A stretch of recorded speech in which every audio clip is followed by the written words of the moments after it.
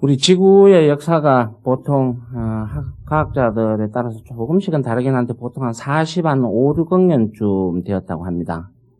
그런데 이 우주의 역사는 현대과학으로는 설명할 방법이 아직까지는 없고 빅뱅홀이라든지 블랙홀 이론이라든지 여러 가지 이론이 있지만 현대과학으로는 아직까지는 이렇게 완벽하게 설명한 것이 없고, 다만 부처님 말씀에 하면은 존재에 대한, 우주도 이 존재론 안에 들어있는 거니까 다 무시무종설입니다. 비롯함이 없는 시작함이 없는 곳에서부터 시작함이 없는 곳이라는 개념을 가지고 있으니까 이건 기본적으로 거의 무한대의 영역이라는 뜻입니다.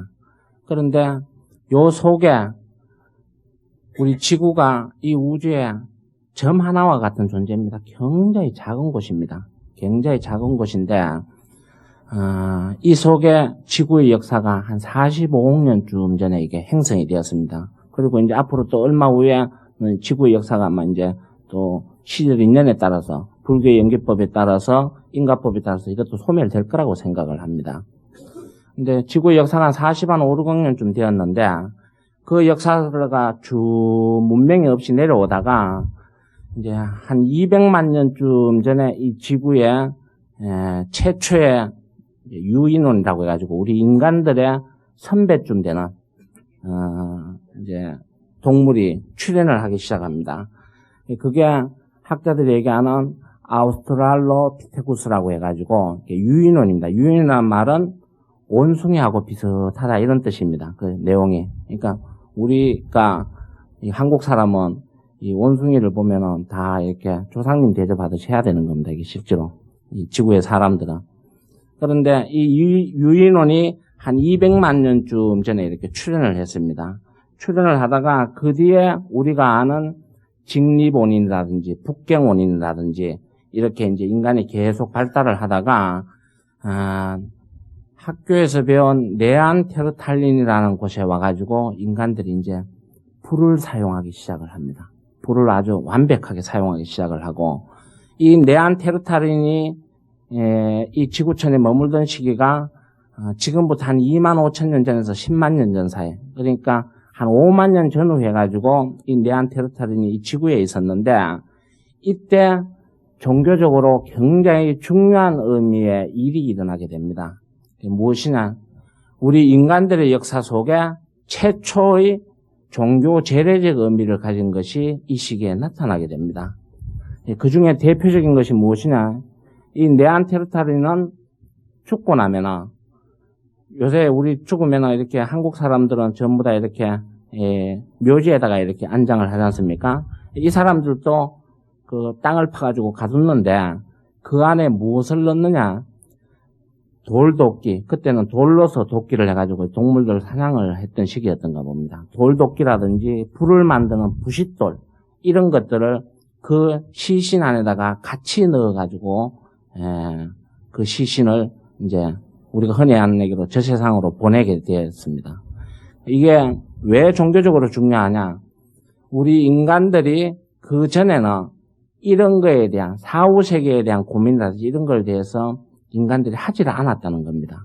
근데 최초로 죽음에 대한 종교적 의미를 이 네안데르탈린 시대에 부여를 하기 시작을 했습니다. 그렇게 해서 쭉 종교적 의미가 내려오다가 많은 사람들이 이제 의미를 점점 확산하기 시작을 합니다. 어떻게 확산을 하느냐? 예를 들어서 바닷가에 있는 사람들은 그냥 바닷가 가까이에서, 집 가까이에서 고기를 잡는 거는 어렵지 않으니까 고기 잡아가지고 그냥 먹고 했는데, 배를 타고 나가가지고 고기를 잡는 거는 무엇이 동반이 되겠습니까? 위험이 동반이 되잖아요. 그죠?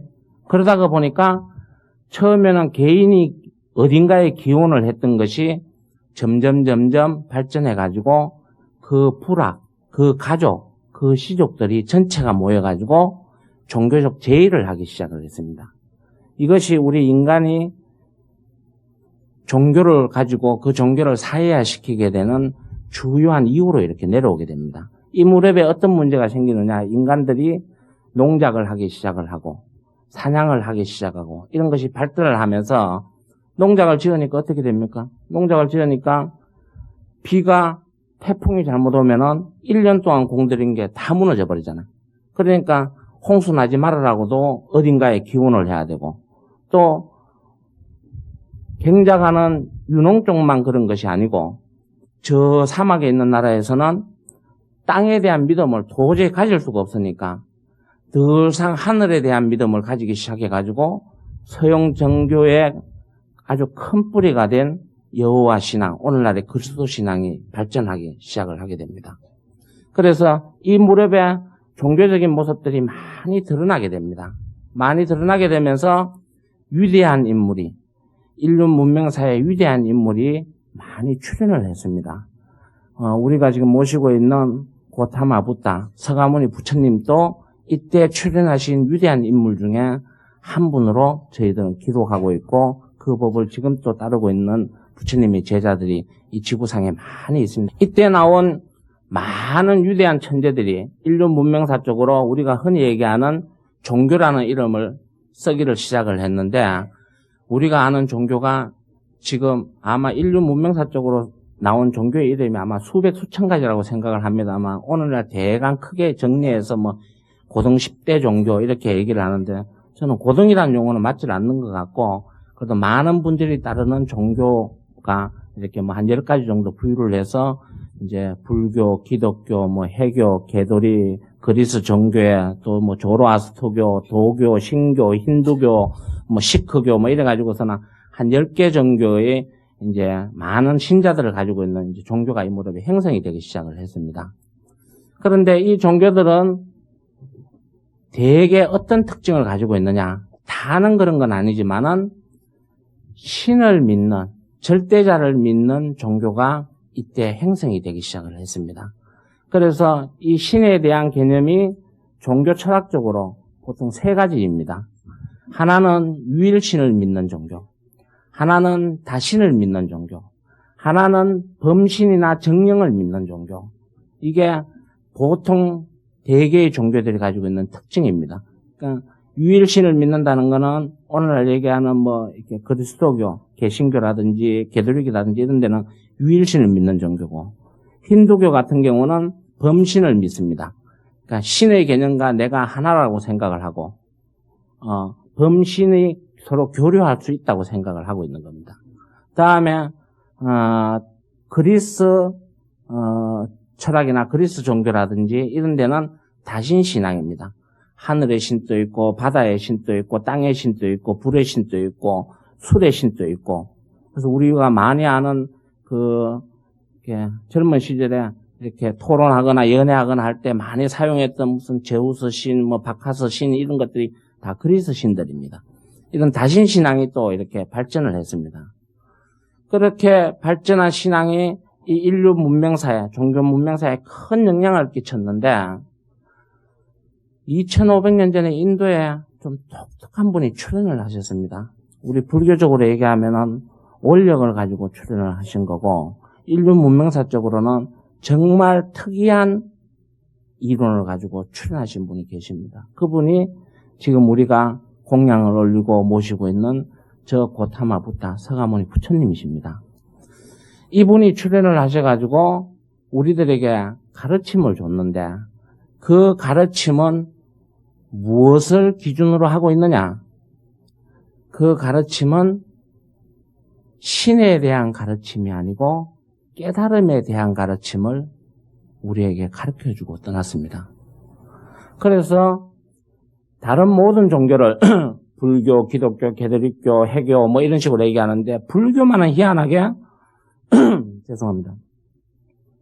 한국 불자들도 그렇지만 불교라는 용어를 쓰는 것보다 불법이라는 용어를 많이 쓰지 않습니까? 그렇죠? 그러니까 불교는 법에 대한 것을 굉장히 중시하고, 부처님도 그 법을 전파하는 분으로 굉장히 규정을 하고 있습니다. 그래서 이 부처님이란 분이 사바세계에 출연을 하셔가지고 나를 믿고 따르라고 45년 동안 설법을 하시면서 한 번도 얘기를 한 적이 없어요. 모든 종교는 나를 믿고 따르라고 다 얘기를 하는데, 이분만은 나를 믿고 따르라는 얘기를 한마디 한 적이 없을 뿐만 아니라 당신이 돌아가시면서 하신 유명하신 말씀 중에 45년 무술설, 나는 45년 동안 중생을 위해서 무수한 대기 법문을 설했지만 실제로는 설한 바가 하나도 없다고 얘기를 하시고 이 사바세계를 떠나버렸습니다. 이분이 우리에게 가르쳐 준 것은 당신을 따르라, 나를 믿어라, 나에게 충실하라, 이것을 가르친 것이 아니고 이분은 45년 동안 당신이 깨달은 법에 대한 얘기만 하시고 가셨습니다. 그러면은 불교 신자들은 무엇을 해야 되느냐? 부처님 열심히 따르고 모시고 하는 것도 굉장히 중요한 의미지만 부처님이 말씀하신 법을 따라가지고 깨달음을 얻어 이루는 것이 불교 신자들의 제일 의지해야 된다고 저는 생각을 합니다. 여러분 그렇게 생각 안 하십니까?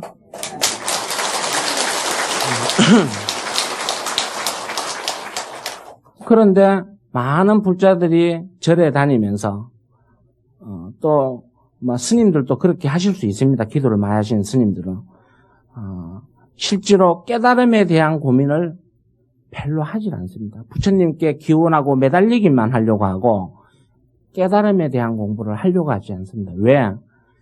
부처님 법문을 들어 경전을 보면은 이 엄청난 알매에 대한 것에 대해서 일단 벌써 두려움부터 먼저 생겨버린 거예요.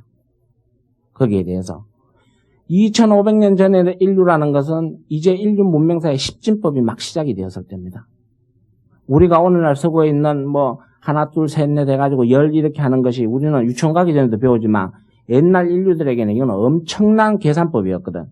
이게 막 시작이 되었을 때 이분은 이 우주 전체를 놓고 경전에다가 설명을 하고 계시니까 그때 인간은 이제 배 타고 한참 가다가 보면은 어느 지점에 가면은 뚝 떨어져가지고 죽을 거라는 생각을 막 벗어나기 시작할 무렵이다. 그때는. 그런데 이분은 우주 전체에 대한 얘기를 그 당시에 설화를 하니까 우리가 이게 수용이 안 되는 겁니다. 그래서 깨달음은 부처님이나 하는 전유물이라고 생각하고 우리는 그저 부처님 잘 모셔야 된다고만 생각을 애초에 한 수가 아니라 한 100수쯤 접어놓고 생각을 하고 있는 거예요.